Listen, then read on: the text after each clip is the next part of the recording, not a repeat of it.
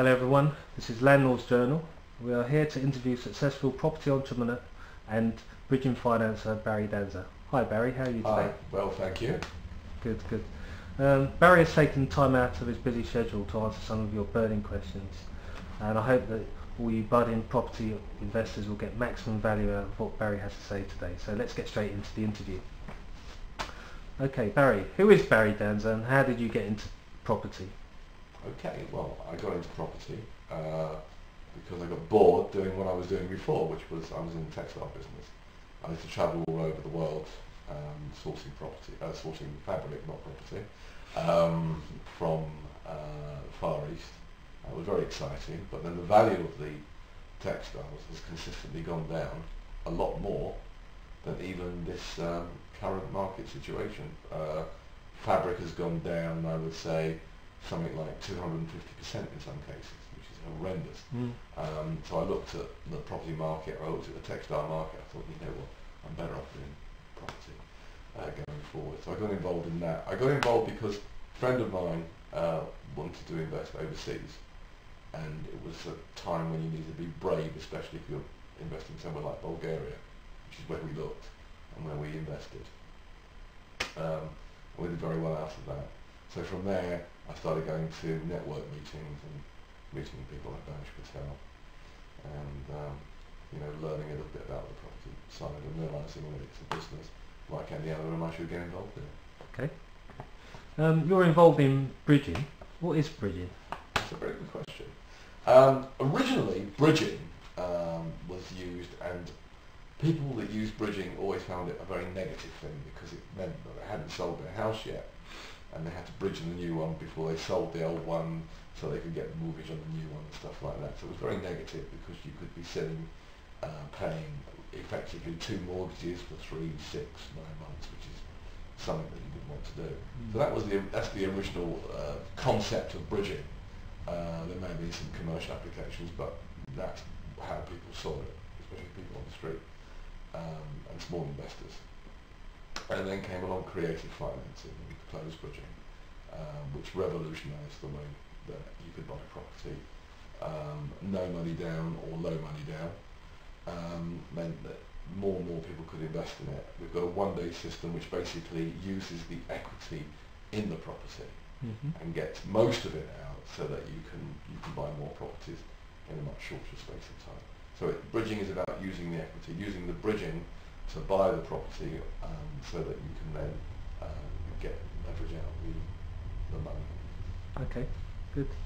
So what is your strategy for building your business in 2009?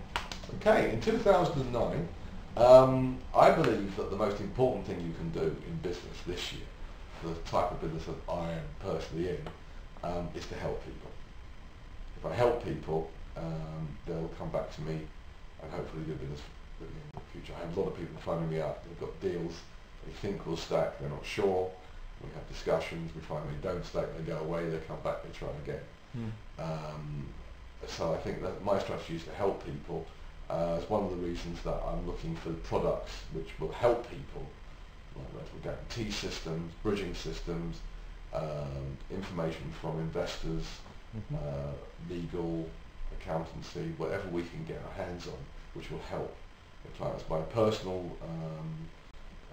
purchasing plan is, at the moment, I've got large investments overseas, which I'm working on, but I'm looking at some nice deals in the UK at the moment. Okay, good. So when would you advise investors to put money into a deal?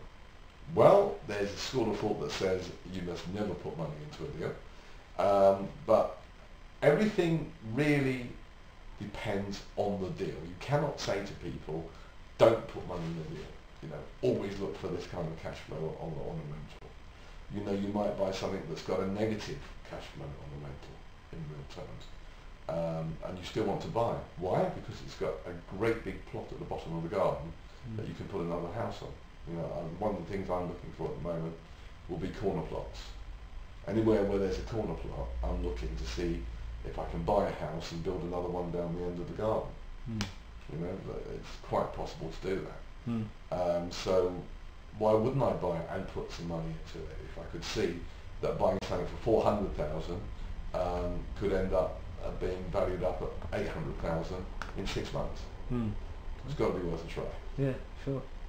Okay, so how do you finance your deals then? Well, there are various ways of financing deals.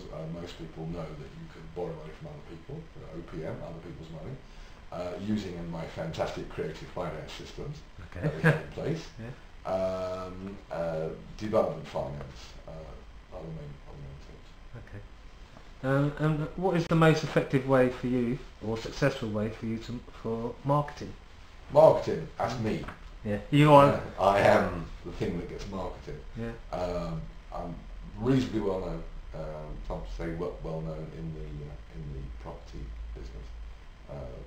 So wherever I go, people will come up and speak to me. I believe that meeting people is most important in the networking.